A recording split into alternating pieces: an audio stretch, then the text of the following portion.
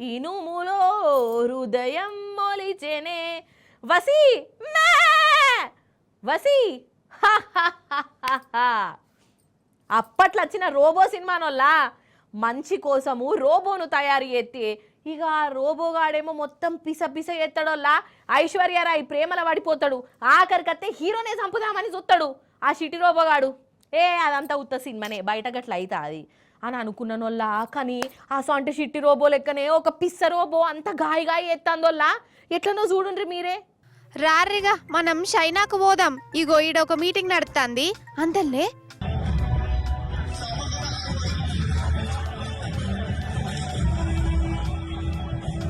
ఓష్ని పేరంటానికి వచ్చిన వాళ్ళను పెళ్ళ పెళ్ళ కొడుతుండేది వీడు. ఈయనకెందుకు ఇంత బీపీ కావచ్చు? ఉప్పు కారం ఎక్కువ వేసుకొని తినడం అయింది. అరే నాయన వా నాపురి జరా, లేకుంటే ఇవాళ ఇడిచిపెట్టేటట్లేడు. ఇప్పుడు అసలు ముచ్చట్ల కద్దాం.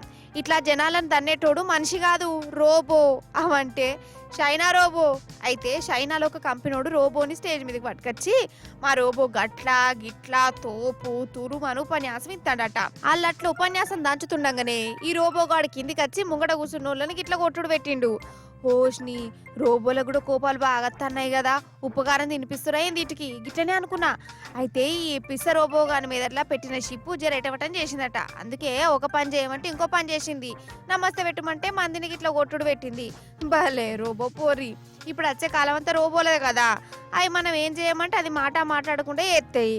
గొడ్డు చాకరీ చేస్తేనే అనుకుంటాం, కానీ కొంచెం అటు ఇటు అయితే రోబో సినిమా లేక అవి కూడా మనుషులకి ఇట్లా గోసపుచ్చుకునే తట్టే ఉన్నాయి పో.